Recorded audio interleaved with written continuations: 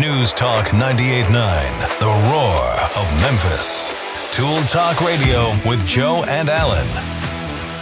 Welcome to Tool Talk Radio, coming to you from the Brown Refrigeration Studios. I'm Joe Thorderson with Thor's Hammer, Carpentry and Wood Turning. I'm Alan Gilbreth with darkoakmedia.com. And I'm Maximilian, and none of us are prepared for today's holiday. I want to wish you all a very happy International Sweater Festival. Boy, did you throw me for Sweater Festival. You're not talking about those goofy sweater like vests Grandpa wears with the sweater vest? Okay. Second Friday after Thanksgiving. Okay. I don't know. Alan, you don't. I can't even remember quite if I've to that ever stage where I'm ready to wear one yet, but I'm probably getting there. I like how you said ready. I don't think I have much to add to this. I don't know that I've ever worn one of those things. So I'm sure there's a lot of our listeners right now throwing things at the radio, cursing our name, but I don't know, man. Sweater vest day, eh? Okay. I don't know. You get it kind of trimmed, kind of nice, look all piratey or something. I don't know. I could see it looking good on like professors and scholars, but that's a whole different story. You Right. have it. That leaves us out. Yeah.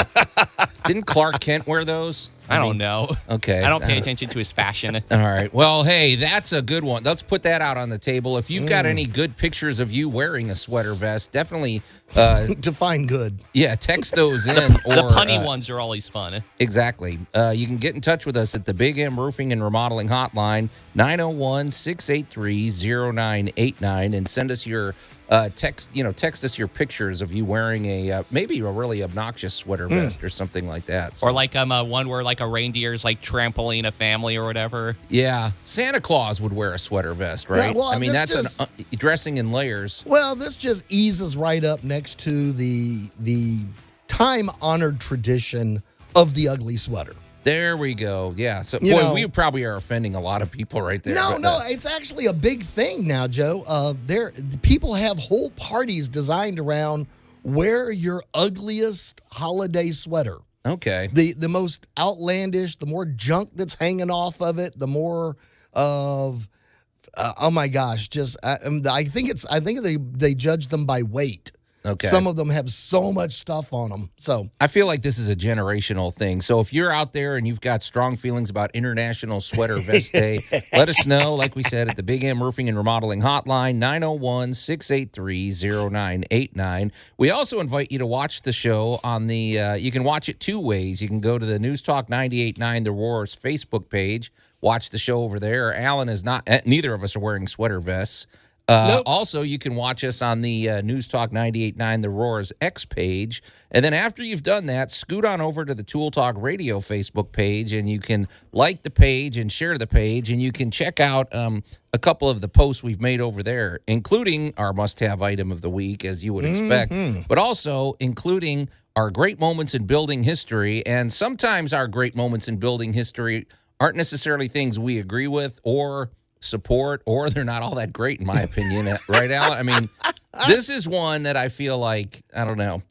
Well, there's more downside than up to me. There's a case in point of it was a great idea at the time. I don't think it. I don't think there's anything. Somebody great. thought it was. Okay. They paid for it. They definitely are eye catching. But we're going to talk about the Towers of Bologna.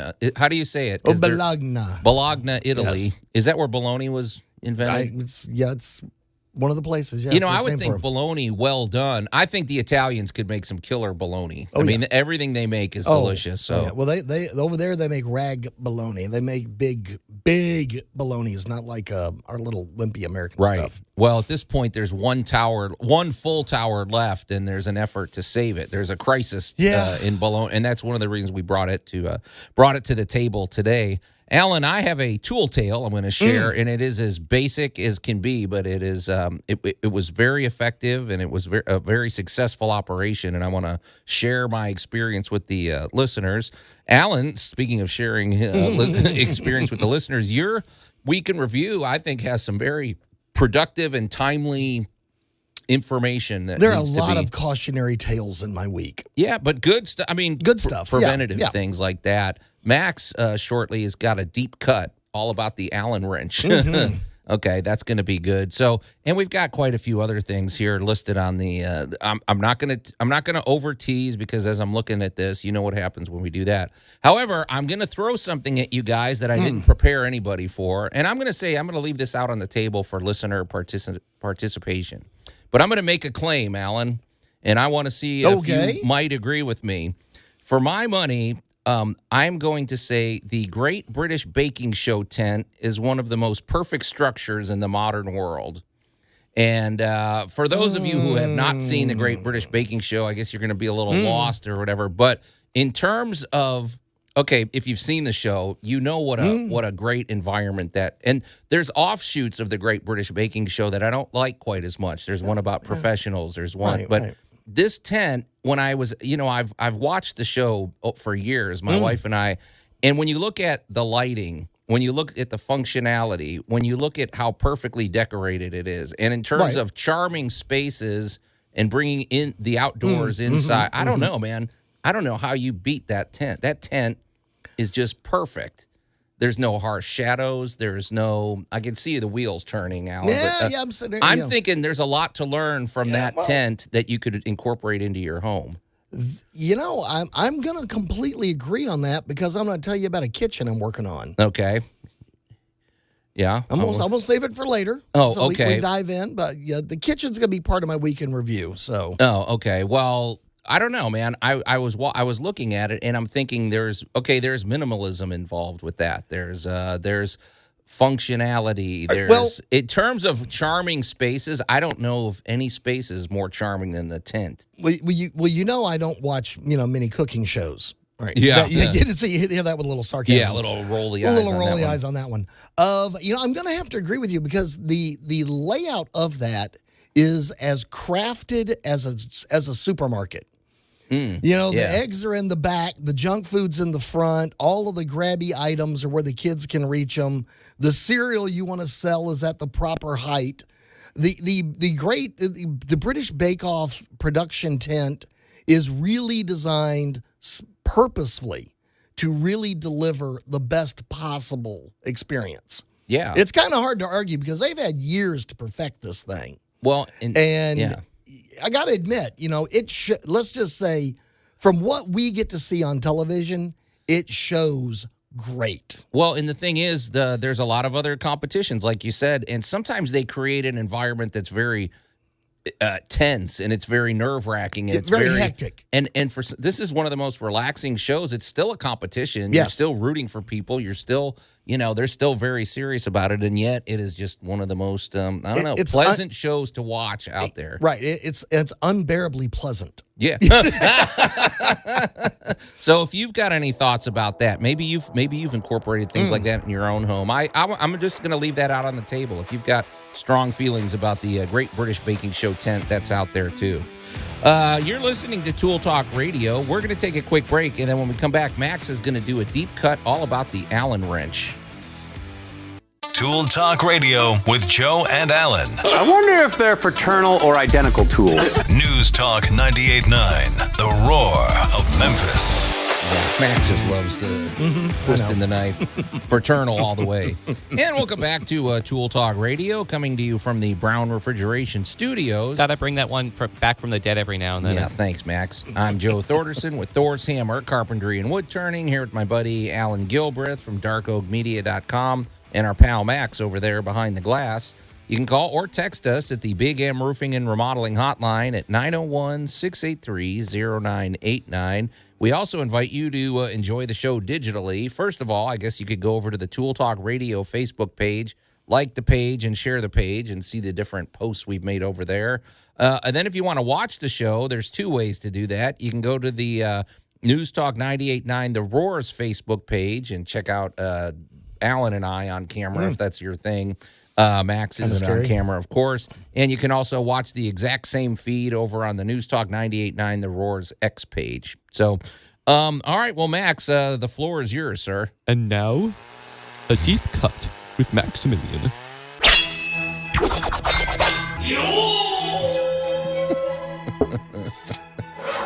Well, this all began because I was curious about, why do they call Allen wrenches Allen? You're an entomologist, right? You care about language and names and everything. Etymologist, not entomologist, the study of bugs. I would say he plays with bugs. Etymology. Cool. Okay. No, I play with bugs too. Don't get me wrong. Okay. Anyways, well, the as we call it, it's kind of like how we call Kleenex. Well, the thing is not every Kleenex. I mean, not every tissue is a Kleenex, but we just use it as a lump term and everything. A go-to name. That's the same thing with the Allen wrench. It's actually today we could talk about both the Allen wrench and the hex key. Mm-hmm. Okay. So the hex key actually has its origins way back in around the 1860s, which is interesting enough. I think, but it wasn't until around 1909 when the man by the name of W.G. Allen. Yep. William G. Allen. Yep. Filed a patent in 1909, and it became produced in 1910. And since then, there haven't really been a lot of changes to the Allen wrench, which I like because it's like one of those philosophies of if it ain't broke, don't fix it. But, there was his an L-shaped thing, I believe so. Okay. All the way from the get-go, it's been an L-shaped Allen wrench, which is pretty cool. I really like the handling of that. Just such a simple design. But the thing is like there's been minor innovations to it, which I'm sure you guys have encountered. For example, in 1964, John Bondhus invented the ball driver, giving those hex wrenches a rounded end, and which makes it easier and makes it possible to twist hex fasteners at a slight angle. Oh, right. Yep, exactly. So, and then we get to another variant of the ball end, which was introduced by Ouija, which is their magic ring, which has a small rubber piece around the ball end to help hold the fastener securely while you twist. I really like these sort of minor innovations, but at the same time, still keeping the basic design the same. It was basically a hex-shaped iron bar or whatever they make it out of, and then they just bend it different ways to make it more. I mean, the manufacturing on these has got to be pretty straightforward, right? Although you got to be very precise because it's down to the micromillimeters on these. And it is also a very hard steel. Right. Oh, of course. Otherwise, they strip. So. Years ago, I had to put together just like a truckload of furniture, and all of the chairs all used the exact same size hex key. Sure. So we went to go chop the hex key off so we could put it in a drill. Oh, yeah, that old gag. Yep. Oh, my gosh, it took forever to saw through that thing. We're just like, how hard is this? And it's one of the hardest steels you can buy. Max, I'm kind of curious, though. There's a lot of things that could have caught your interest. What is it about the Allen wrench that seemed to pique you're always a less is more kind of person, is that Well, that's kind of a similar thing. It's like I like the idea of just like such a simple piece of equipment and wondering where did it come from. It's interesting the fact that W.G. Allen wasn't the first person to produce the hex key, because I would have thought that he was the first person to ever come up with it, but the fact that it dates back a little farther than it was ever patented or officially named is kind of interesting. I'm just wondering, you're saying a hex key, but, you got to produce screws and... Right. So... were they doing that back then? Because I thought doesn't this predate the Phillips head screw? They're all around the same time. Okay. The big thing that the Allen company did, what Williams company did, was they were trying to develop a way of having interchangeable fasteners for production lines. Wait, what do you mean? Well, we're 1909. We're right in the Industrial Revolution. We're switching from, this is technically what you would call diesel punk. Right. We're heading into the World War I and World War II eras. Yeah. And we're also heading into production lines and machinery. Yeah. Because keep in mind, Black & Decker and everybody else is all coming to the forefront at the same time. And the hex key had the huge advantage of a machine with that bolt could reach over, and as it turned, it would fall into the hex key opening and thus turn that screw. And it also was basically, because hex keys weren't really common, it was pretty secure. Because the average person didn't have a set of hex keys. And not only that, too, but like the hex key represented a safer type of screw, because bolts back in the day were a lot less safe. And I'd imagine a lot less interchangeable. Well, there are like ones that protruded a little bit. Right. That's what I mean by and in unsafe. precise manufacturing, that meant you had to go back and shave it off. You had to go, a screw left something on the surface. Right. Unless you recessed it, but that was another manufacturing step. With an Allen screw, this could actually recess itself down in the hole. Yeah, because there was true. no lip. You got to go easy or it'll strip it. But Or in the industrial side of things, if you really needed to torque a couple of things together, this had the gripping strength to torque 2 plates of metal together through a single hole. You know what's fun? You're making me think of something, but we've seen this because you were saying back in the day, the average person isn't carrying around Allen screw. Typically, even then, it was still flathead screws. Right. Well, have you ever noticed when you go to a public bathroom that some of the stalls, even today, they're put together with a screw that you can only tighten the screw with a flathead. If you were to try to loosen it, it's got a rounded edge where. Right.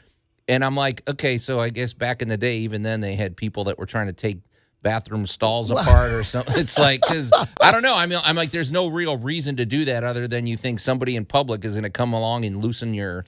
Well, it's a liability issue. It is a liability issue. So let's picture the World Fair. And one of the things you worried about at the World Fair, and this is something I don't talk about a lot, was if you're with country A and you're showing off how great your invention is, well, country B over here doesn't like you. Oh, sabotage. So why wouldn't I loosen up a few of those screws and make you look bad? Right. And we say that, but these kind of shenanigans have been going on for 1,000 years. Oh, yeah. No, I mean, that actually makes a lot of sense. A little subterfuge is a reason for a lot of the safety stuff we have today. And you know what's nice about the Allen is that it's a very one of those things where it's like it's a very specific tool for the job, but when you have it, because you can't use you could use a flat head on a Phillips head screw, but you can't use any other screw driver for an Allen, which I really like, is because it's like it's got one job to do and it does it very well, and it has a lot more of a satisfying gripping and turning experience versus some other screws that I've found. It does. However, when it's stripped, I don't know, man, you're in trouble because that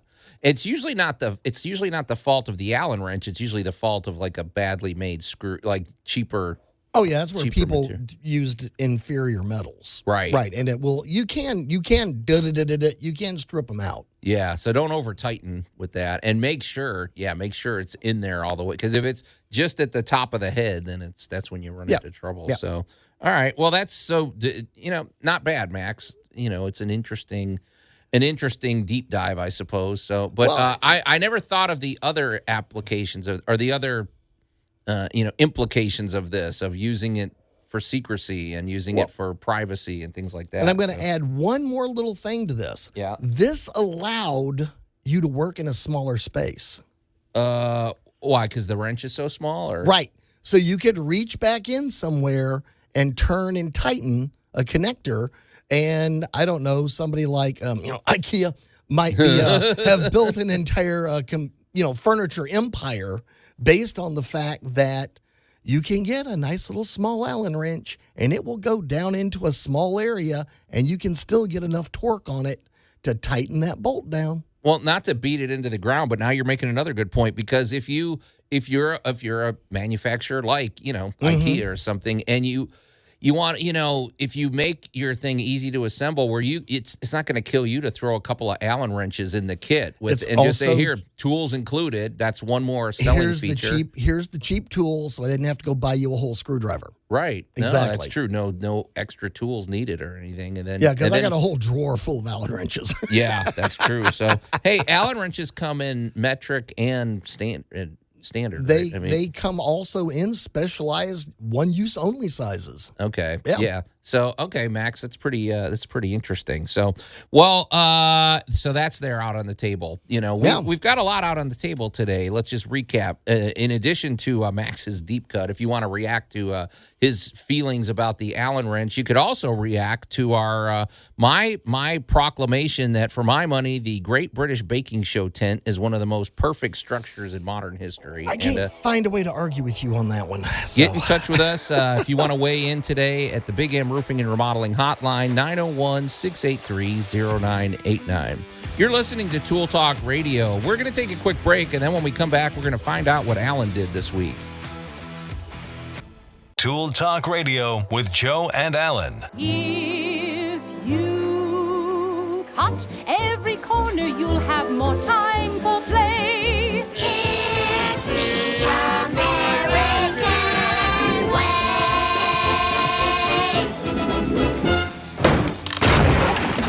News Talk 98.9, the roar of Memphis. Okay, so that's what today's all about. Max triggering me day. So It's subterfuge. yeah, I strongly resent that soundbite, Max. But okay, That soundbite makes me so much money. no, we don't cut any. We don't cut I any don't cut any corners here. corners. Anyway, welcome back to Tool Talk Radio, coming to you from the Brown Refrigeration Studios. I'm Joe Thorderson. I'm the America-loving Joe Thorderson with Thor's Hammer Carpentry and Wood Turning, here with my buddy Alan Gilbreth from darkoakmedia.com and the sinister Max behind the glass. You can call or text us at the Big M Roofing and Remodeling Hotline at 901-683-0989. We also invite you to watch the show on the News Talk 98.9 The Roar's Facebook page and the News Talk 98.9 The Roar's X page. And then scoot on over to the Tool Talk Radio Facebook page and check out the posts we've made over there, including our must-have item of the week and our great moments in building history, which, as we've said, don't always necessarily represent things we support or, I don't know. Talk about cutting every corner. Or things that are great necessarily. I don't know. That's, But we'll be talking about the Towers of Bologna, Italy. Yes. So I hope I pronounced that right. So anyway, and I don't know that everybody knows about the tower. I didn't. It's one of those things, once again, I learn way more. I love these deep cuts. They keep me learning and, finding out more about history. The Tower of Pisa gets all the great press. Right.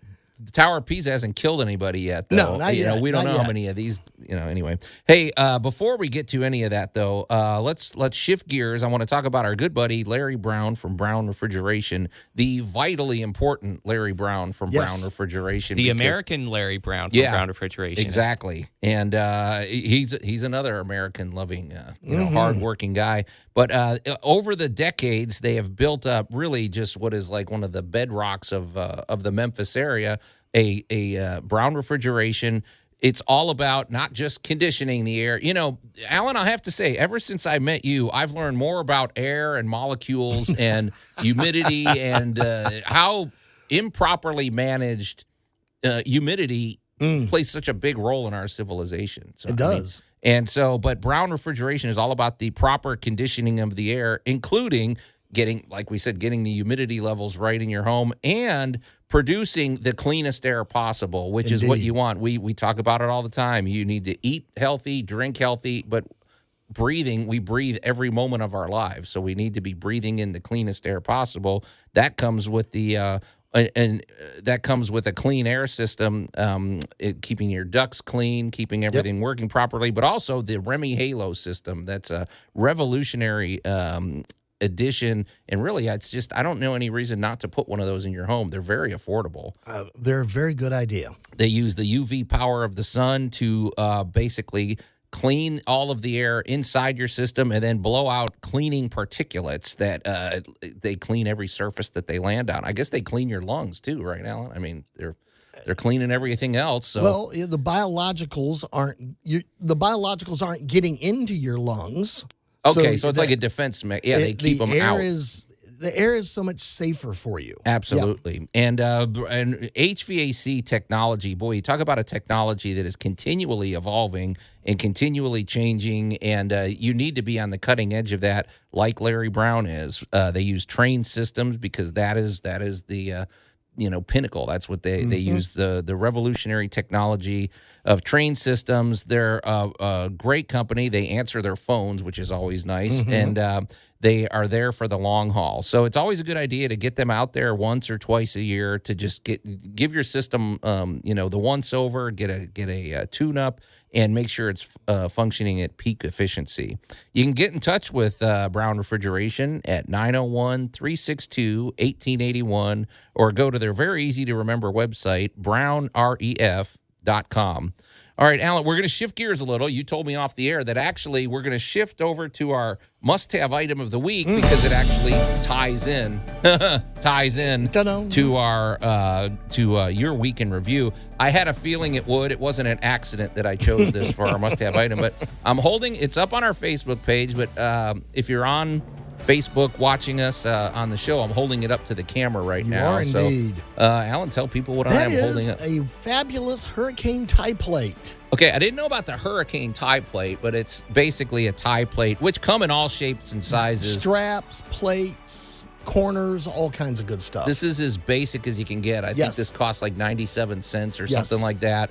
I got it at a big box store. It's basically, folks, if you can picture, it's a thin piece of sheet metal. It's probably a little over a 1/16 of an inch. So it's very, you're not going to drill through this easily or anything. It's got a bunch of holes in it. Among other things, you can use it to, like if you've got a couple of 2x4s and for whatever reason you need to butt them up end to end, you can put them on there. You can use it to reinforce things, but you use this for a different purpose. Well, we use them for a lot of things. Well, don't give it away yet because throwing stars. Yeah.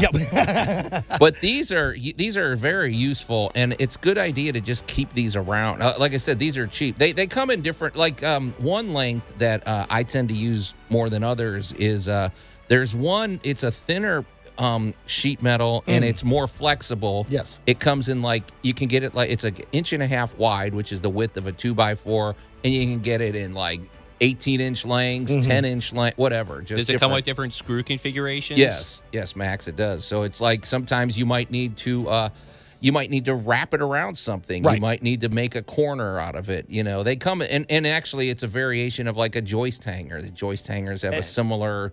Well, you're using metal to reinforce your connection. And basically. if you're remodeling your home, the inspector is now going to look up there and go, "Where are your ties?" Right, exactly. So, well, speaking of that, so it's pretty simple. It is as basic and simple of a. But I got to tell you, they do a job that is surprisingly hard to move. Well, with that in mind, Max, let's transition. Humanity.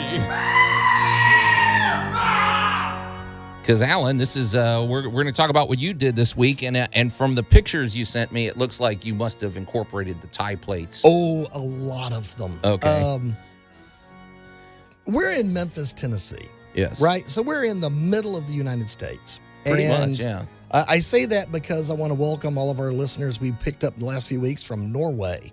Oh yeah, now you guys need to start sending us some correspondence. We got international people listening all over the world. Guys, send us some pics, but let's hear from you. Yeah, exactly. We want some pictures and some stories. Although right now they're probably eating dinner, right? I mean, or breakfast, or we're everywhere from Japan all the way around. So, okay, gotcha.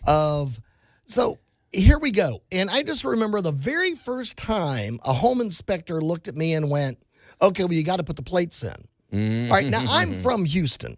Yeah. And we've been using hurricane ties and safety plates forever because, as you and I both know, your house moves. Oh, yeah. The wind blows, your house moves, it creaks a little bit.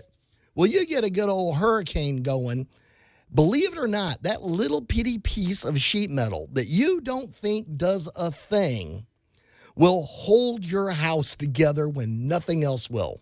It will not let go. You don't have to sell me because I've seen what happens when you start attaching these babies. Oh, so, yeah. So we had to go back through this one job, and basically the roof was being held on by gravity. Just fundamentally, when you looked at it, if you got a good updraft, that thing was one good tornado, and this bad boy would have been in Kansas someplace, and so we had to go back through and put in. Every 4 feet, we had to tie the roof in, And then we went back and, well, we're going to tie the roof in. Let's go ahead and get the windows done.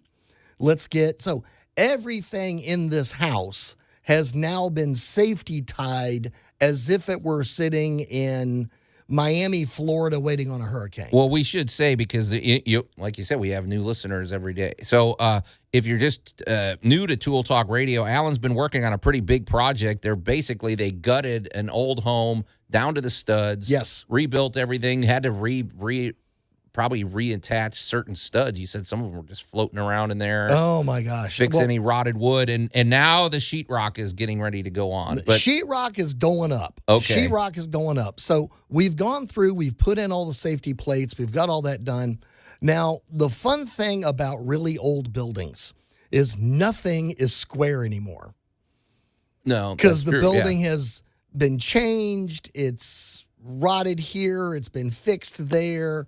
It's been twisted a little bit. So there is a lot of, how are we going to make this fit? Right. And so you end up doing a lot of seams. You end up using a lot of tools like the little hurricane ties to make sure everything is secure.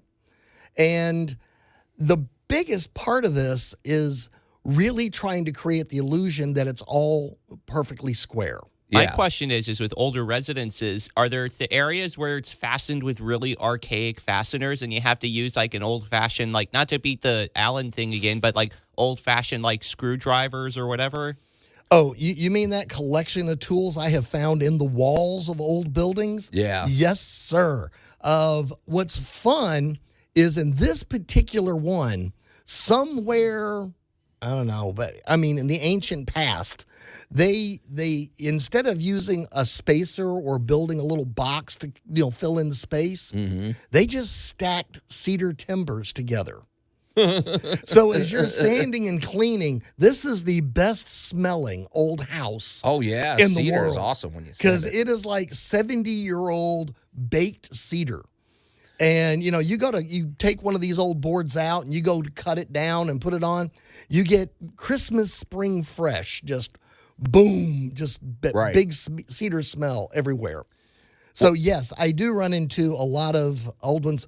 The coolest thing I ran into in a commercial building a while back was hand-cut nails.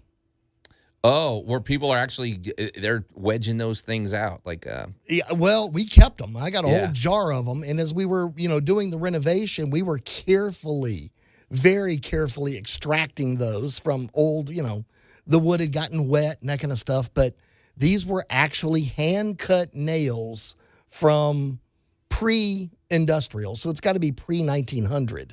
Yeah, I was gonna say, aren't those kind of like they're like a rectangular shape? Well, yeah, and then they're not kind of like a concrete nail. Well, yeah, they have kind of a squared off look to them, Right. kind of chopped, kind of a little pointed at one end. So Right. you can find some amazing things renovating. And I almost wonder if when you're working on these structures, if it's almost better to use the tools of the time rather than modern ones because it helps preserve it better. Oh, no. No? No, what you do is you adapt your modern tool.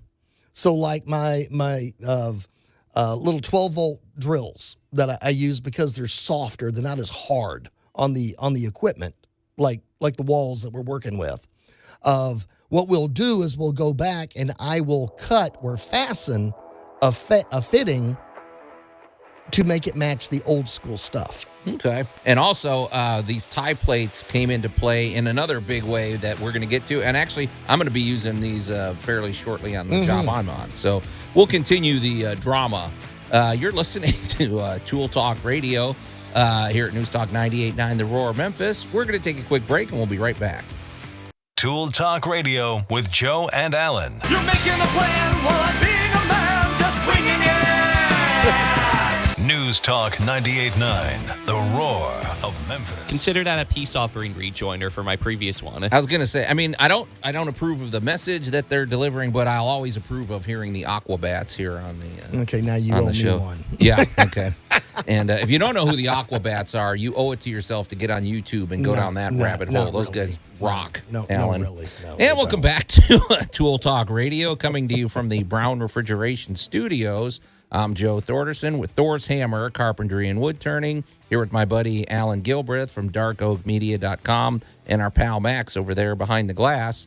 You can call or text us at the Big M Roofing and Remodeling Hotline at 901-683-0989. And we strongly encourage you to do that. Among other things on the table, which I'm surprised we haven't heard from Agent 732 on this one, it's International Sweater Vest Day. I mean, it's the Sweater Festival. You got to get it right. Sweater Festival. He seems like a guy that would actually wear these things from the little I know of him, But if you're into sweater vests, or maybe you've got strong feelings about sweater vests, or if you've been celebrating all week with your sweater vest, let us know. I feel like we were kind of unmercifully critical about sweater vests earlier in the show, Alan. If you want to call us out, I was pretty on the money, yeah. Or if you're just a big, defender of sweater vests, get in touch with us at the Big M Roofing and Remodeling Hotline, 901-683-0989. And, of course, if you've actually got a home improvement question, that's always welcome, too. We can do those, too. You can also enjoy us digitally. Go over to the News Talk 98.9 The Roar's Facebook page, and you can watch the show. There's a video feed every week on not just our show, but most of the shows happening here at News Talk 98.9 The Roar. You can also watch it on the News Talk 98.9 The Roar's X feed, so the X page over there. And then it also behooves you to go over to the Tool Talk Radio Facebook page and check out the posts we've made over there. So, well, Alan, in your week in review, the picture now. For our must-have item of the week, we have a tie plate. I'm holding it up once again to the camera. It is basically a simple piece of, sheet metal. It varies in thickness, but the basic idea for me is that it, for one thing, it's good. It's useful in attaching wood together and reinforcing it. However, it is also very difficult to drill through. Yes, indeed. What caught my attention is when you sent me pictures of this home that you had basically gutted and reinforced. Well, it's not like there's just studs. There are pipes. There are wires. There are things. Gosh. Yeah. And if you don't know, folks, I think most of us do realize this, that the pipes and wires, they basically go through the center of studs. Well, if in the future somebody decides to hang something on a wall or attach a cabinet and they drill through there with a 2-inch screw and just happen to hit a water line, that's not a good thing. And these little tie plates, if you're building something, by all means, you need to put these in front of any place where there's a wire or a pipe, so that somebody in the future, we don't get a 30 years of stupid later, drilling through. And we've seen the horror stories, Alan. I've been present for the horror stories. I had a painter one time putting up a piece of sheetrock and came running over to me, and he said he thinks he hit a snake in the wall. Because it's what it sounds like, He's drilling, and now he goes, man, put your ear up to the wall. Put your ear up to the wall. And you could hear that little... Yeah. When we got the wall cut opened, somehow or another, he managed to hit an unknown. We had no idea there was a pipe in this wall. There was no reason for there to be a pipe in this wall. Yeah. But there was a 1-inch copper pipe in the center of this wall, and he actually managed to hit it in the dead center with the screw. Yeah, it just amazed me. You can't do much about the sins of the past. You don't know what somebody before you did. Right. But, man, don't assume. If you're working in a bathroom, I don't care if you're on the wall completely opposite of where the sink is. You don't know. Somebody back in the day may have twisted a water line around there or something. They Just do crazy be cautious. things. So one of the big things we're doing in this house as part of the renovation is every single joint in this house where a wire or piece of plumbing, any plumbing at all, passes through. It doesn't matter if it's an inch from the wall or 3 inches from the wall. We are putting in plates. Right. Oh, yeah. Because I don't want 20 years from now the person coming behind me doing some work in this building to accidentally put a screw through, I don't know. How about the power line that goes to the dryer? Yeah. That would be bad. You Yeah. know? So we're really trying to make sure that every single safety point that can be made is being made. And let's say this on the flip side. If you're let's suppose you're doing a renovation, don't go nuts with these things either, because you still have to be able to attach the sheetrock into the stud. So just get it, like this This plate here is about 4 inches by 6 inches, and so this is plenty to cover a water line. I mean, most, but well, you can also if you cut put, those down to the proper size if you need to. If you put too many, then then what are you going to attach to? So yeah, I've run into that too, where somebody got a little overprotective, and now you got to drill a hole through the metal and drill a hole through into the and hope you're not hitting anything. So so things are progressing. I mean, you're getting the sheetrock on. I'm sure soon the trim really work's starting coming to look along. like a house. So we got all the light fixtures mounted. So we've there's a lot of work left to go. But it is really starting to take place. Okay. All right. Well, that sounds good. We'll be following this progress with great interest. But Max, let's shift gears here. And now, Tool Tales with Tool Talk Radio. So, for lack of a better term, I'm calling this a tool tale, but this is as basic. I love simplicity. I love basic, whatever. So, and I may get called out on this. You may call me out on this because you're more involved in chemistry than I am. But I'm just telling you, this works for me, and I apologize to no one for my approach here. Okay. I'm talking about basically renewing some of your outdoor wooden furniture. I was working on something this week. Now let's put a few let's suppose you go outside. You've got your furniture that I'm thinking more along the lines of wooden furniture that's more or less exposed. It's not finished. It's not painted. You know my feelings about painted stuff like that. Right. I don't believe in painting anything of wood outside. I mean, whatever. We'll get on that. But this is a perfect example. This customer of mine had a teak bench, and this is a nice bench. I have to imagine this bench, when she bought it, probably cost several $100s. Well, it's been sitting under a tree. Strike one. It's been sitting under pine trees. You know those. So it's got years of sap. It's got mildew. It doesn't get a whole lot of sun either. Right. This thing was filthy, but it's a beautiful bench. Right. Well, my approach was, this is something I think most people could do. I take a 5-gallon bucket, and I put about a gallon of bleach. Don't roll your eyes at me, Alan. This is my approach. Hey, if anybody wants to call me out on it, I don't care. I take about a 5-gallon bucket. I took and then put a gallon of bleach, and then about 2 to 3 gallons of water. This is a so heavy. You're basically going 3 to 1, 4 to 1. I'm going nuclear on this stuff. Right. So you're about a 4 to 1 on your bleach. I take it a little wooden extension pole, like it could be basically just unscrew a broom handle, and then screw in a soft brush. Don't go nuts. Just use a soft brush. Right. And I soak this baby and scrub it, and it's important to scrub it with the grain. Yes. Don't go crisscrossing across the grain. But the thing is, you got to use lots of water. I mean, you don't go half measures on this. Soak it really well, scrub it, and just let it sit for about 20 to 30 minutes and let it really penetrate. Hose it off really good.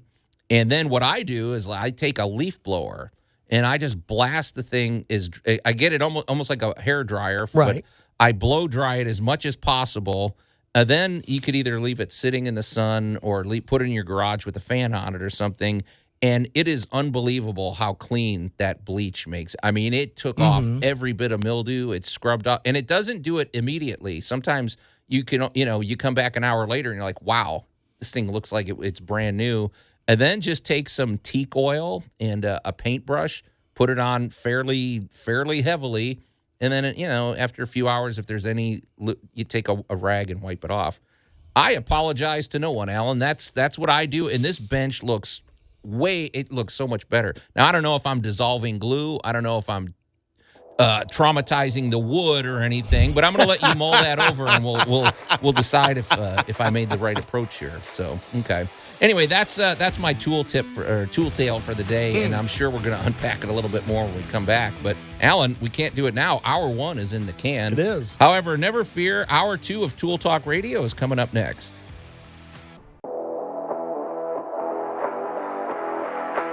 News Talk 98.9, the roar of Memphis.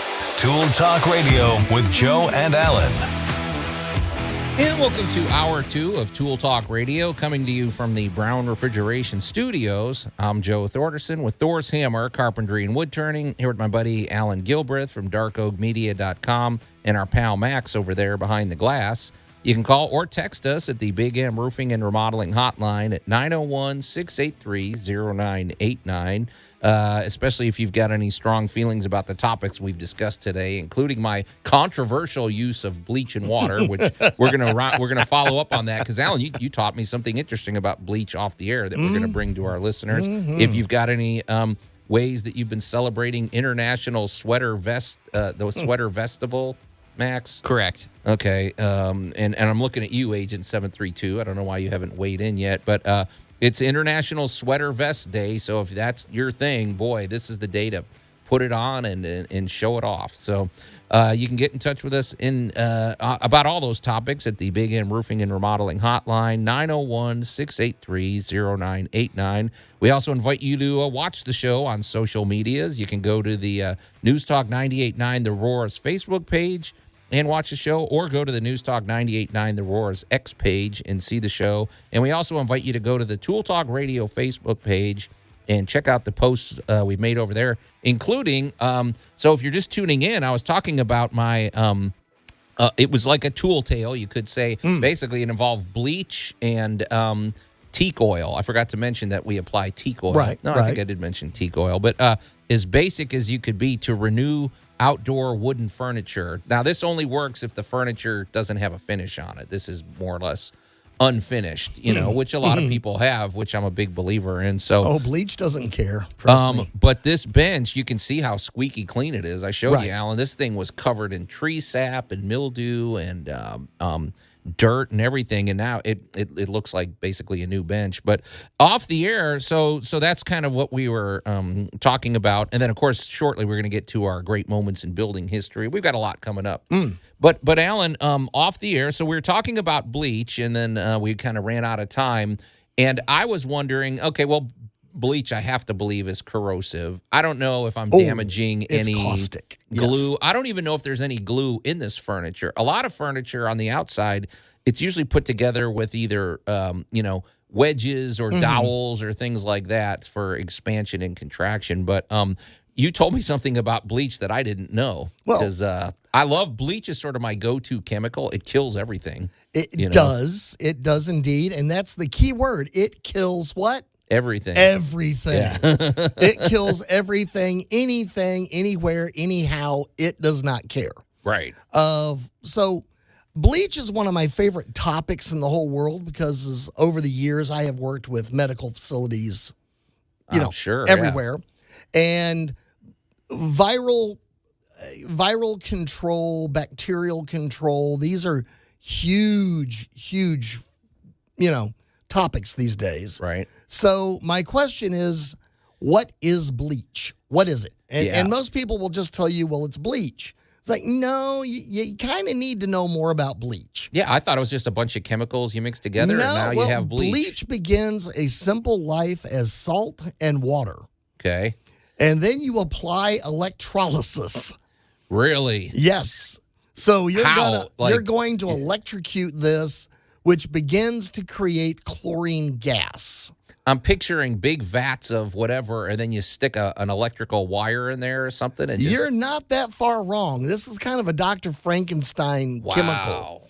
So what does a bleach factory look like? Think of the Think of the dangers involved in making bleach. How did they make bleach back in ancient times? Or I thought they used just like urine or something, like a bleach That's equivalent. Ammonia. Yeah, ammonia was easy to make. Now, do not ever, and I'm going to say this again, do not ever make the life-ending mistake of mixing ammonia and bleach. Oh, right. The resulting I think there's warnings on the gases bottles. will kill you. Yeah. That's as blunt as I can make it. I don't want anybody to argue with me. Just don't do it. I've said this before, but I'll say it again. I told you about, I remember that I'll never forget this. In 7th grade in science class, we're at the table, and for some reason we were using ammonia. This girl, I don't remember her name, but she bent over. She was, for whatever reason, she sniffed the ammonia, and she flew backward. This thing... I don't know if she fainted, but it threw her. Like the fumes were that powerful. Yeah. So don't play games with ammonia. These are very dangerous chemicals. Yeah. And we get a little complacent around them Because it's just bleach. So it's you a put it household in the chemical. laundry. It makes your T-shirts whiter. People forget this is a very caustic chemical. Yeah. So sodium hypochlorite is the actual finished product. And that jar of bleach that you bought is only about 9% sodium hypochlorite to tell you how dangerous this chemical is. And then you broke it down another 3-to-1. Right. And what it actually does. Now, here's the other thing. Bleach started out as a salt, and it finally breaks back down into a salt. Yeah. Finally. But how does it actually work? Because of the electrolysis and the way sodium hydrochloride is made, it is very oxygen active. Okay. That means it's rust. It makes rust. Really? It makes rust faster than humanly possible. It oxidizes anything it touches. So if we're using it as a viricide, the minute chlorine gets anywhere near a virus, of course, it's going to oxidize its internal workings and it's going to die. In the case of the mildew that was all over your teak bench, Yeah. that mildew produces something called a chromophore. Right. And a chromophore is what holds the pigment. It's what turned black. Yeah. And that's going to get oxidized. And when it oxidizes, it becomes light neutral or looks white. It sure looks clean. I don't know. It sure man. looks clean. Yeah. Trust me, there's nothing living left Right. on there to make more black. Okay. Yeah. So that's how bleach works. So the fact that you're using lots of water with it and you're diluting it down and getting that heavy concentration off is working pretty good. And the reason I'm and you kind of... do rinse it. I'm not a barbarian, Alan. You rinse it off. I'm just saying, man, it works. It has nothing to being a barbarian. You want it Yeah. to bench because Yeah. it'll keep oxidizing. Right. Till Right. your bench is gone. Right. Right. Yeah, so I just want to make the point that bleach is an amazing tool, but just like a good power tool or a bandsaw or anything else, you got to treat this stuff with respect. Well, when you listen to Tool Talk Radio, sometimes you learn things in spite of yourself. It's like, wow, I didn't know that about bleach. The electrocuted salt water is what I mean, that's a good name for a band. There you go. Okay. Whatever. Hey, very, very good. And it's good the more we know about the chemicals around us, the better, I think. Yeah, So it's a great tool, but treat it with respect. absolutely. Well, you're listening to Tool Talk Radio. My mind is expanding every moment. You're listening to Tool Talk Radio here at News Talk 98.9 The Roar of Memphis. We're going to try to keep the expansion going when we come back and talk about our great moments in building history. Tool Talk Radio with Joe and Allan. Is there anywhere in this town where we could buy a shrubbery? News Talk 98.9 The Roar of Memphis. And Alan, that was recompense a rejoiner for the Aquabats one. Yes, thank you. Although I think we can all agree that we might not all like the Aquabats, but we can all agree we all don't like fish. No, we all like the Aquabats. If you don't like the Aquabats, there's something wrong with you. But anyway, welcome back to Tool Talk Radio, coming to you from the Brown Refrigeration Studios. I'm Joe Thorderson with Thor's Hammer, Carpentry and Wood Turning, here with my buddy Alan Gilbreth from darkoakmedia.com and our pal Max over there behind the glass. You can call or text us at the Big M Roofing and Remodeling Hotline at 901-683-0989. We also invite you to enjoy the show digitally. You can watch the show at on the studio cams. There's two different platforms, the News Talk 98.9 The Roar's Facebook page and the News Talk 98.9 The Roar's X page. And while you're on social media, scoot on over to the Tool Talk Radio Facebook page. Check out the posts we've made over there, including during the last break, I put up a picture of this bench that we've been talking about that I basically brought back to life using simple bleach and water. And the thing, it was a wreck. And then now it almost looks like new. And I think off the air, we were having a discussion. We were learning more about bleach. Alan was telling us it's basically electrified salt water. And then off the air, we were talking about all sorts of sinister ways to use bleach and different chemicals, and I think we're going to just leave the conversation alone because we don't want to get sued, Alan, and we also don't want to inspire any criminal activity or anything like that. So just trust us. Alan knows way too much about chemistry for my taste. Anyway, pretty quick here. We're going to get to our great moments in building history. Before we do that, though, I want to talk about our good buddy Jay Hill with Big M Roofing and Remodeling. And, it's funny. I had a revelation last week after knowing Jay. However many years we've known him, several years, and it only just occurred to me that his business cards are waterproof.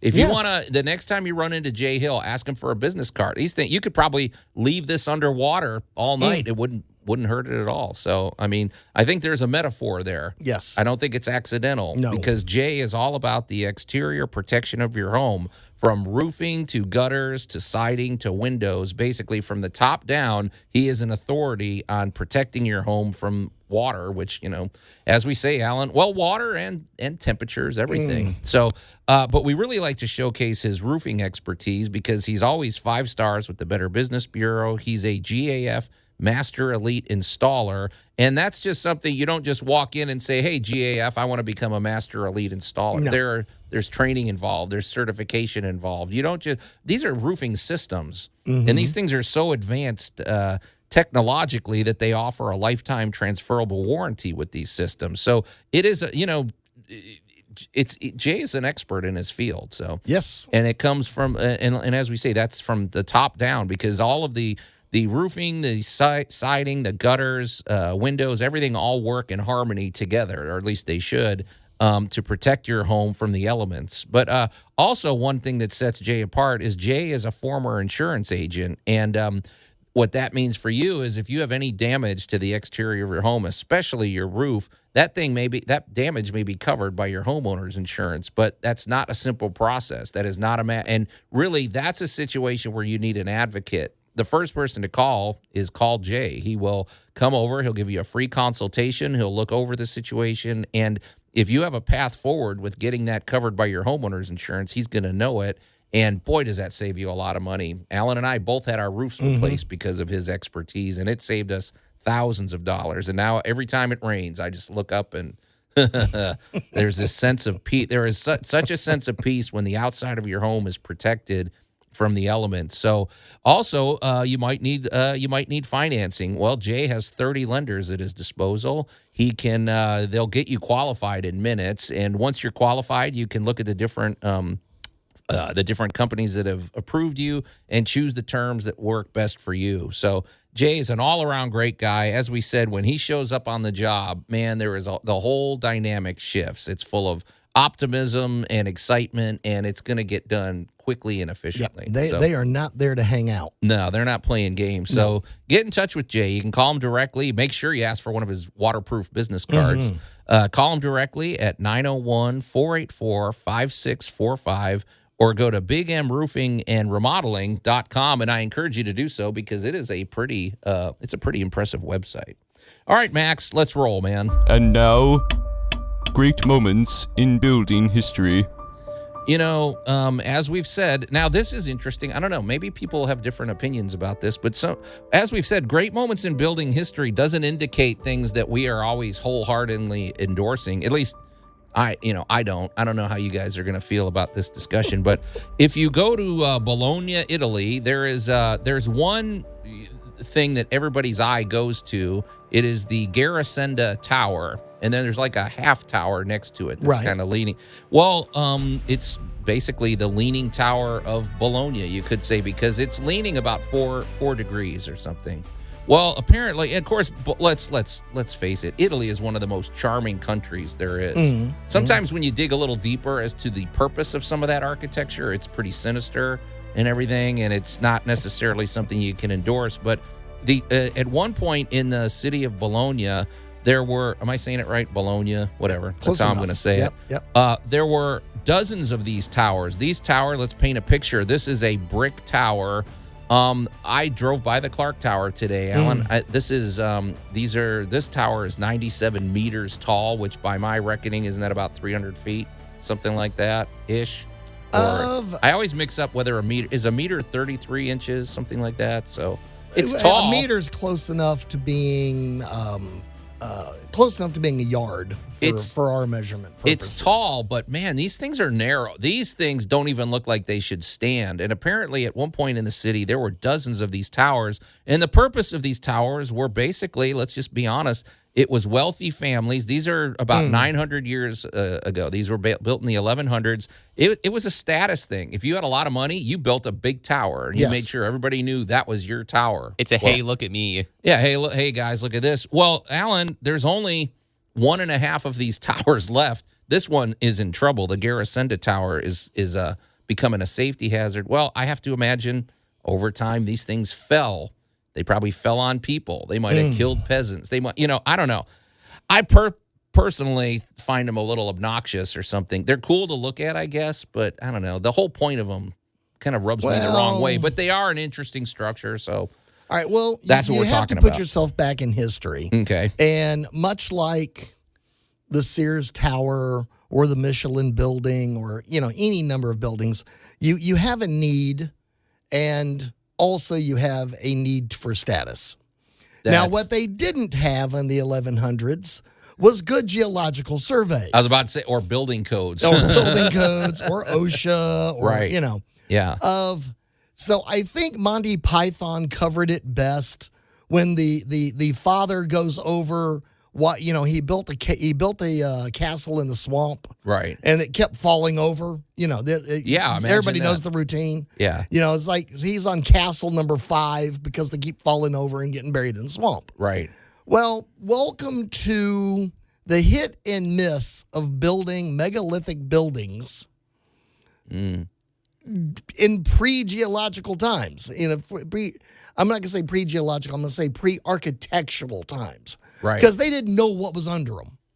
Well, and if you got lucky and you built it in the right place and you had the right bedrock, your building survived. And my question is are these towers, or are they kind of like obelisk, like where you can't climb up them, but can you actually climb up these? Yes. Well, these are actually functional. No, there's windows all over these maps, so you can see that people were inside. They're functional. Of them. You can get up and down them. The problem is it was 1100. There's been a lot of wind and rain, and look at the city that has grown up around it. And the thing that nobody thought of in the 1100s was the weight the modern world was going to put on that same bedrock. So it shifts. It moves. The earth is not as stable as we would like to think it is. Well, it's you look at Italy, it's fair to say that is the country is what? It's a peninsula. I mean, it is as exposed to everything out there, right. Yeah. So so this building has been there since the 1100s, and it's leaning 4 degrees. Now, right. Here is where you really break into the math. Because when a building is standing like it is supposed to, right. The weight is at a 0 angle to gravity, except for where you want gravity to be pulling on the building. But as the building leans, gravity begins trying to pull the building down in directions the building wasn't designed to defend against. And even a 1 or 2 degree thing can be fatal. It's why your parents always tell you to use good posture too, because when you're standing up straight. But no, you think of the stresses involved. 4 degrees. That is the Leaning Tower of Pisa is 5 degrees. Right. Well, this one back in the 14th century, everybody knew it was leaning, so they chopped 32 feet off the top of the building to keep it from falling over. Right. So they reduced its height down to about 150 feet, and it's still leaning. Yeah. And it recently set off the alert sensors around it that it had seismically shifted again. So now they're worried that this thing may actually collapse. Well, this is breaking news. Really, this story broke yesterday, and that's one of the reasons we chose this topic, because they're for one thing, right now it's more of an evacuation plan, and they're basically trying to create a safe perimeter around these. But Alan, as we said, back in the day, 500 or 600 years ago, there was none of this. So there were dozens of these towers, and these things who knows how they came down. What building have we built today that they're going to talk about in 1,000 years? Exactly. See, that's where I was leading with Yeah, this. I mean, so- we've got our own issues with skyscrapers. So Exactly. And now we've got a demolition issue, possibly? Yep, it's coming. So we've got a lot to talk about here when we're talking about the towers of Bologna, Italy. And we'll continue the conversation when we come back here on Tool Talk Radio. Tool Talk Radio with Joe and Allan. Did somebody say boom? News Talk 98.9, the roar of Memphis. Yeah, you mix the wrong chemicals, Alan, and There you go. you put the bleach together with something else, and boom, there you go. That's what they ought to use to knock down the towers. There you go. Oof. And welcome back to Tool Talk Radio, coming to you from the Brown Refrigeration Studios. I'm Joe Thorderson with Thor's Hammer, Carpentry and Wood Turning, here with my buddy Alan Gilbreth from darkoakmedia.com and our pal Max over there behind the glass. You can call or text us at the Big M Roofing and Remodeling Hotline at 901-683-0989, especially if you've got a picture of a ugly sweater vest that you're wearing in celebration of International Sweater Festival, the Sweater Festival that's going on today worldwide. I'd have to think that the Swiss and the Norwegians are probably celebrating pretty heavily, right? They need it out there. I'm sure it's snowing, dressing in layers and all that. Either way, get in touch with us, as we said, at the Big M Roofing and Remodeling Hotline, 901-683-0989. We also invite you to watch the show. You can watch it on the News Talk 98.9 The Roar's Facebook page and the News Talk 98.9 The Roar's X page. And also scoot on over to the Tool Talk Radio Facebook page and check out the posts we've made over there and like the page and share the page. Well, before the break, we've been talking in our Great Moments in Building History about the towers of Bologna, Italy, and there's only 1.5 towers left. The one that's of primary concern at the moment is the Garisenda Tower. It's 97 meters tall. It's made of brick. It was made back in a day when, if you had money, back in the 1100s, you made a giant tower. And I want to say something in fairness, because I was thinking about something during the break, Alan. If you go to our Facebook page, you'll see a drawing of what it might have looked like back in the day when there were dozens of these towers around the city of Bologna. Well, for one thing, it's a walled city.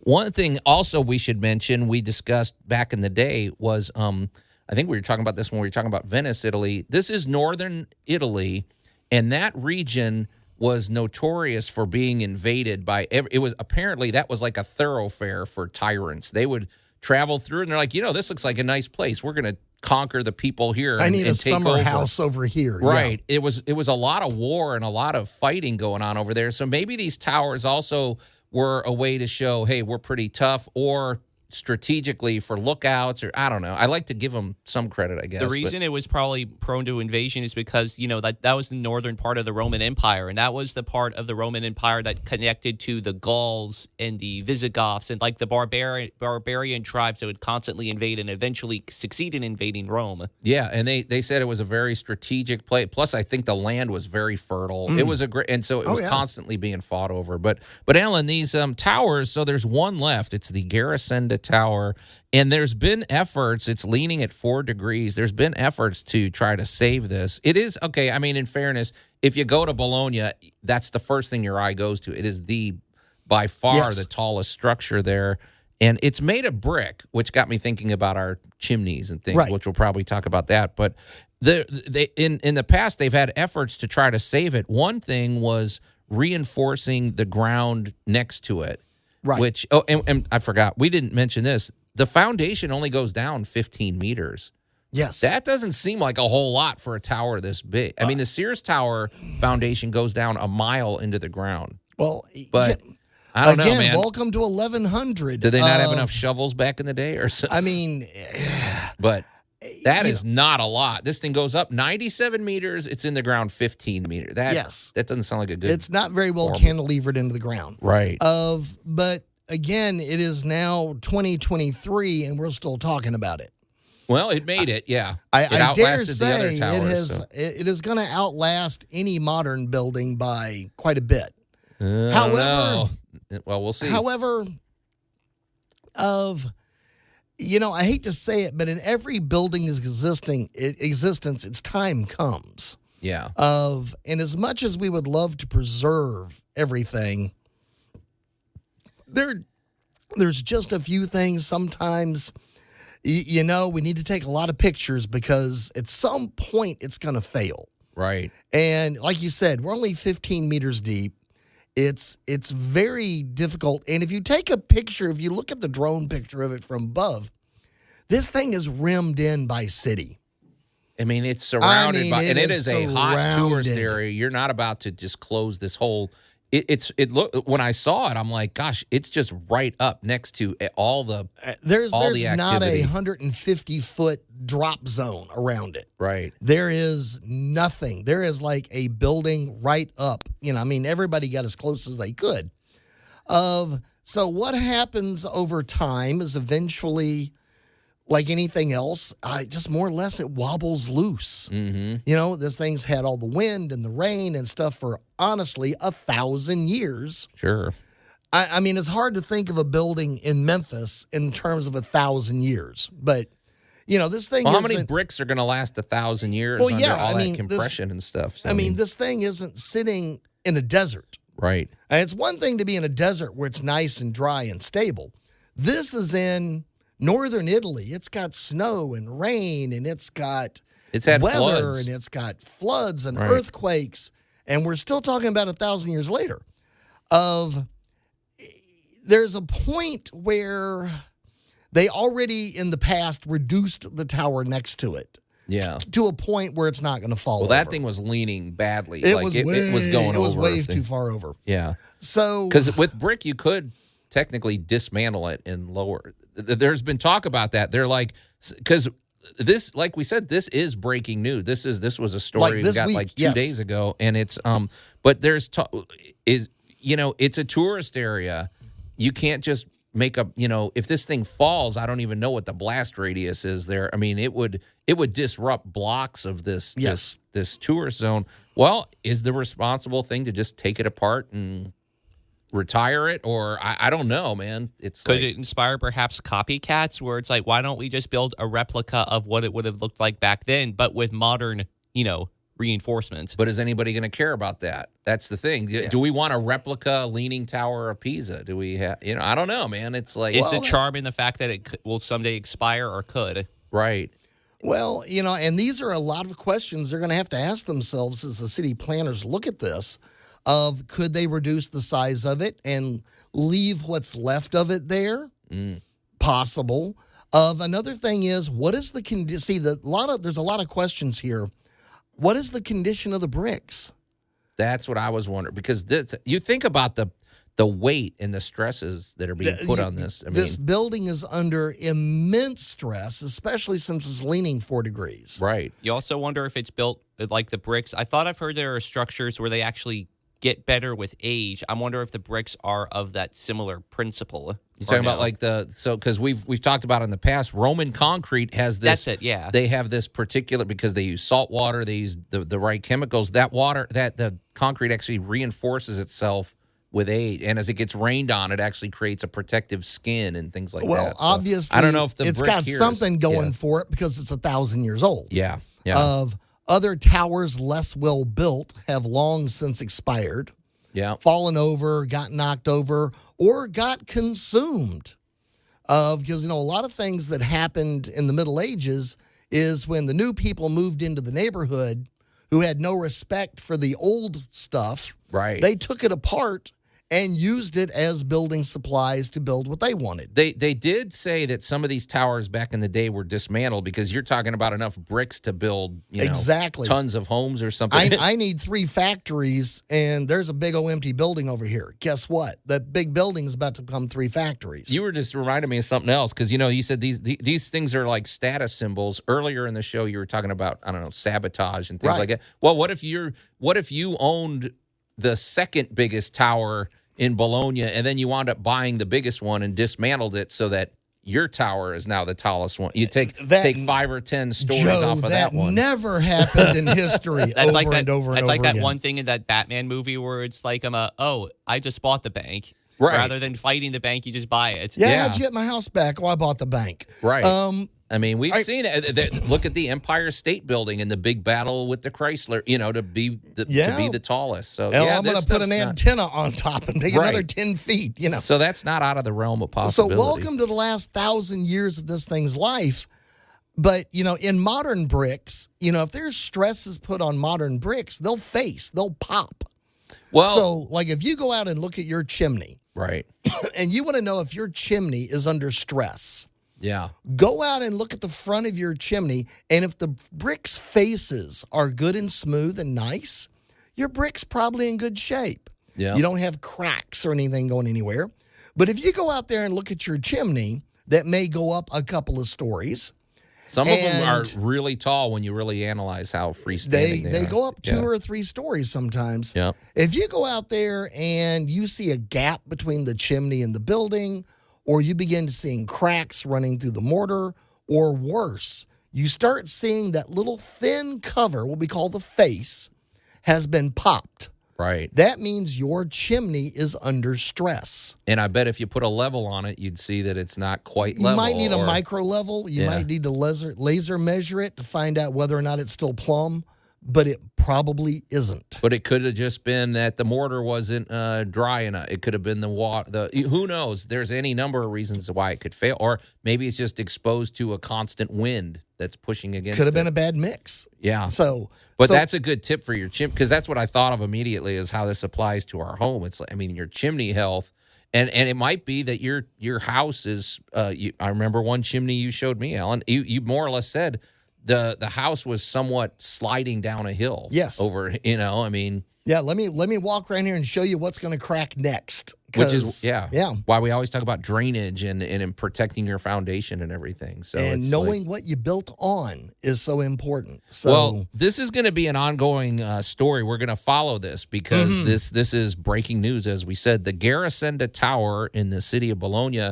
And of course, if you got any thoughts about it, send us your messages. But pretty interesting stuff, and it's the last of its kind. So we will see. We'll be following its career with great interest. But if I was the city planners, I don't know what I'd do. I'd be very worried. I'd be coming up with a plan A through D real fast. No kidding. You got to protect your economy. You got to protect the tourist.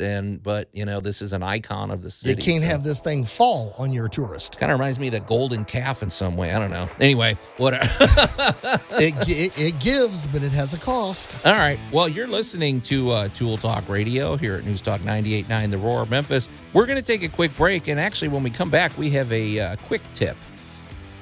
Tool Talk Radio with Joe and Allan. This is getting out of hand. Now there are 2 of them. News Talk 98.9, the roar of Memphis. That's what the builders in Bologna said when they started putting these towers up. So, anyway, welcome back to Tool Talk Radio, coming to you from the Brown Refrigeration Studios. I'm Joe Thorderson with Thor's Hammer, Carpentry and Wood Turning, here with my buddy Alan Gilbreth from darkoakmedia.com and our pal Max over there behind the glass. There's just enough time probably for a quick text message at the Big M Roofing and Remodeling Hotline at 901-683-0989.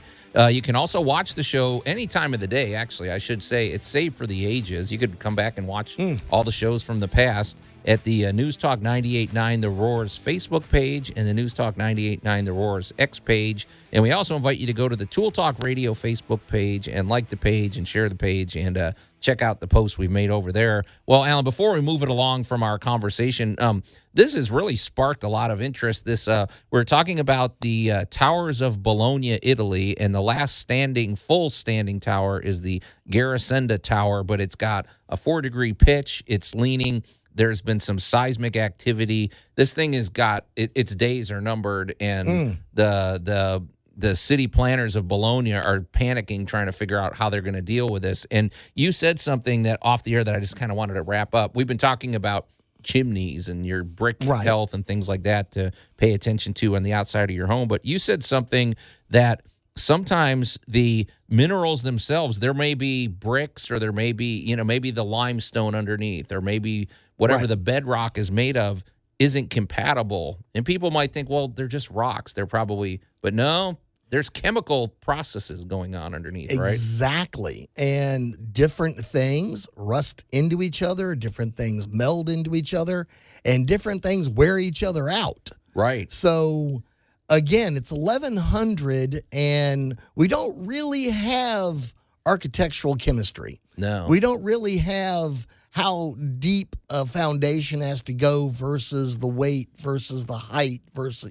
Yeah. There's still a lot of stuff that we didn't know back then, but, it's 1,000 years later, and this thing is still standing. Yeah. But it is distinctly a possibility that whatever is in this foundation could chemically not be all that compatible with the bedrock that it's having to push against. So somewhere down underground there, instead of it melding together and gripping in there, it's fighting against They there might to be be a arguing. layer that, It is a possibility. Which gives me a quick opportunity to get on my soapbox and rail against something that you've seen this. We've all seen this. I think anybody that's owned a home and bought a home from somebody else has seen this. And that is when you're trying to fix exterior wood damage. Okay, you see a piece of molding, or you see Right. a 2x4 that's an exposed piece of siding, and it's rotted. And instead of doing the sensible thing and taking out all the rotted wood, what they do is they cut out some of the rotted wood, and then they stick it in with these magic fillers like Bondo or some of these powdered they dry as hard as rock fillers into wood. And then they they paint it and they move along with their day. And then they're amazed when 2 months later this thing separates and it pops out the whole thing falls off the wall. Yeah, because the chemistry involved with that, I don't know. It just bugs me, Alan. Sorry, but when you take a piece of wood and you take some Bondo or something else, well, that expands and contracts at a different rate. Yes. And all it takes is a few hot days, or it takes somebody putting the sprinkler on and hitting the trim or whatever, and suddenly it's going to expand or contract and just pop that stuff out. That is not a magic cure-all, fix-all type thing. Yeah. It bugs me when I've seen that, Well, as Ben Franklin once said, all things in moderation. Right. Those products work very well for what they're designed to do. They're not designed to actually be a replacement right. for large areas. It's not a 2x4 in a can. Yeah, it's it's like you got a little tiny discoloration on the tooth. Yeah, okay, we can etch that up and sand it down, and right. Your dentist can color it back in. But when you got a big old honking cavity goes down to the root, you're gonna get a root canal. Right. Yeah, so same thing, but it reminds me a little bit of what you were saying with chemical reactions or just non-compatible minerals working together. Well, it's funny that, people kind of forget that you actually have to take all of these things into consideration. Sure. If you're going to have a raised slab, how much water is in your soil? Mm-hmm. How much water is actually going to come up out of the ground and get into your house? And this has a lot to do with the height that it has to be, or the type of materials that make contact. And it even gets down to what kind of critters might move in with you. Oh, yeah. There's just a lot to consider that a home builder basically has to know or should know before they get started. Yep. So we'll be following all this. This is a very interesting story, and it sparked a lot of conversation. So in a minute, we're going to get to our Tool Talk Radio quick tip. Before we do that, Alan, let's talk about what we're up to. So what are you up to over at darkoakmedia.com? Well, we've had a great month at Dark Oak Media, to be perfectly honest with you. Of course, Halloween was massive with, of course, our Haunted History Tour shows. Moving into November, however, it has been all about, oddly, let's plant something. Yeah. So people have been really fascinated watching me play in the dirt. The latest episode is all about me growing of the amazing saffron crocuses. The little guys that make the really expensive spice saffron. I don't know what a crocus is, but I thought that was a band in the 70s. It's kind of a little bulb that grows up, and I'm growing saffron right now. And the other big hit is, of course, our podcast. Okay. Tool Talk and Geek Tank Radio are both available through Dark Oak Media on YouTube and Spotify.